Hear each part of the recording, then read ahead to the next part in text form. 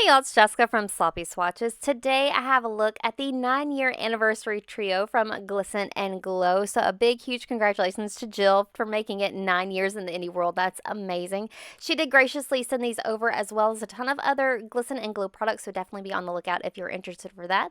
And I will link her storefront down below. So I'm going to go ahead and break down this trio for you. First up is the gorgeous Crelly. So this one is called Celebrating on Cloud 9. It's described as a white base Crelly with pink, black, and silver multi-size glitters. Now they are showing off and dancing in the bottle here. Unfortunately, on the nail, they're not as sparkly until you get out in direct sunlight, but they are definitely there. I'm going to go ahead and show you how it's swatched today for me on my natural nail. So here is a look at that first coat. First off, the coverage is amazing on this Crelly. It does have a gorgeous white base, but it does a really good job at building up that opacity. The formula is a little bit thicker, but it does do a great job at keeping all those glitters nice and suspended. I didn't have to fish for any of the specific colors, and it didn't cling to the sides or anything like that. Just perfect smooth application. So here is a look at that completed mani at 2 coats before a glossy top coat underneath artificial lighting. This one does dry down just with a very slight texture. I do recommend going in with a 1 coat of the Glisten and Glow top coat. I get asked all the time what is my favorite top coat, and this is for sure among them. It makes such a huge difference. So here is a look at that completed mani at 2 coats with that glossy top coat in direct sunlight. Super, super gorgeous. And then really quickly from a different angle because I needed a little bit more of it. And then this is my final swatch photo at an angle in that direct sunlight. So next up is Raspberry Margarita 2.0. This was a fan favorite that she brought back with a little bit brighter of a pink punch. So this one is described as a bright pink linear hollow. So, I mean, it's pretty, like the description is just spot on. This is in a little bit of a jelly base, so this first coat goes on nice and smooth. It's a little bit thinner in formula than a Crelly if you prefer a thinner formula. So I'm going to go ahead and let this dry down and then show you how it built up for me with a quick second coat. So here is a look at that second coat. 2 coats amps up that coverage, gives it more depth and more hollow. For me, I do have very strong visible nail lines, so 2 coats is right on the edge. If you don't have strong nail line, you're not going to worry about it at all. Just 2 coats and done. However, I did prefer this polish with a 3rd coat. I'm going to go ahead and show you what that looks like for me.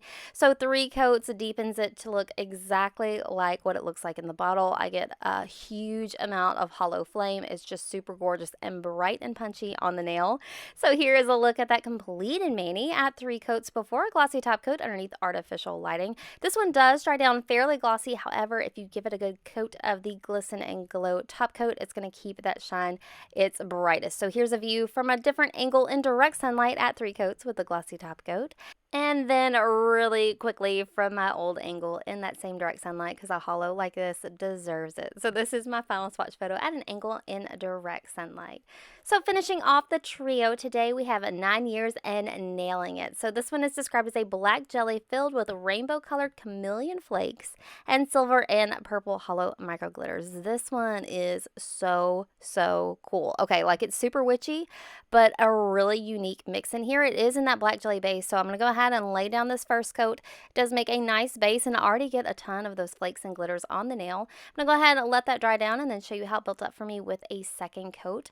2 coats does bring this polish to complete opacity. I feel like those larger chameleon glitters really go a long way in helping this be its deepest and vampiest. So I'm going to go ahead and show you what that looks like at 2 coats before a glossy top coat underneath artificial lighting. Some of those larger flakes do make just a slight bit of texture, so I do recommend going in with 1 coat of the Glisten and Glow top coat.